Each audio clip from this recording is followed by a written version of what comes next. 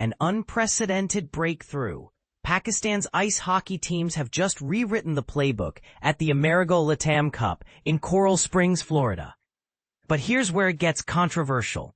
Does this sudden glory distract from the more traditional sports that already command massive followings back home? And this is the part most people miss. This tournament is a powerful statement that dedication can spark international triumph, even without decades of frozen arenas in place. On Thursday, the Pakistani men's team completed a flawless run in Division 3, culminating in a decisive 6-1 victory over Peru to claim their first championship. At the same time, the women's squad secured the bronze medal in Division 2 on their debut appearance, proving that newcomers can step onto the podium with determination and skill. The Amerigol Latam Cup was born to highlight regions where ice hockey is still emerging. Organizers describe it as a barrier-breaking event that unites non-traditional hockey markets through a shared display of skill, passion, and camaraderie, showing how sports can grow far beyond their historical strongholds. This year's edition brings together 62 teams across men's, women's, and youth divisions, featuring more than 1,450 players representing 17 countries and territories. The competition began on Sunday and runs through August 24th, turning Coral Springs into a melting pot of cultures and playing styles.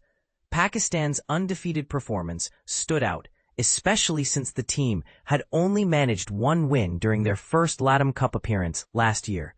The men's Instagram account celebrated them as Division 3 champions after an undefeated campaign and described the tournament as incredible.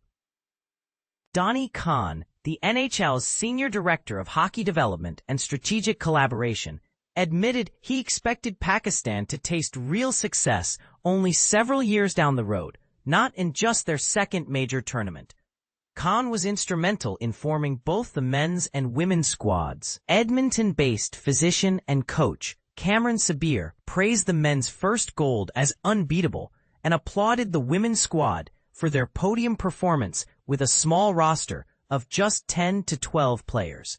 On the sidelines, Coach Mariah Rauf gripped a cricket bat gifted by her players, an affectionate nod to Pakistan's cricketing tradition, and pointed out that while cricket still dominates, hockey's momentum is growing every single day.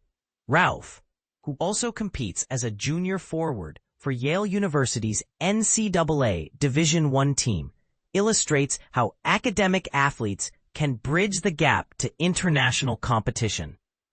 One of the biggest hurdles for many participants is the lack of ice rinks that meet International Ice Hockey Federation standards. Proper facilities require specific rink dimensions, high-quality ice surfaces, protective boards, and locker rooms, criteria that emerging nations often cannot yet fulfill, limiting their chances of Olympic qualification. Organizers hope that performances like Pakistan's will capture the attention of local sports federations, Olympic committees, and private investors. The ultimate aim is to drive investment into building regulation-sized rinks and training programs, laying the groundwork for a new generation of hockey talent. Will this astonishing success shift funding priorities away from established sports like cricket? Could ice hockey become Pakistan's new national passion? We want to hear your thoughts. Do you agree this breakthrough deserves greater support, or should traditional athletics keep the lion's share? Share your perspective.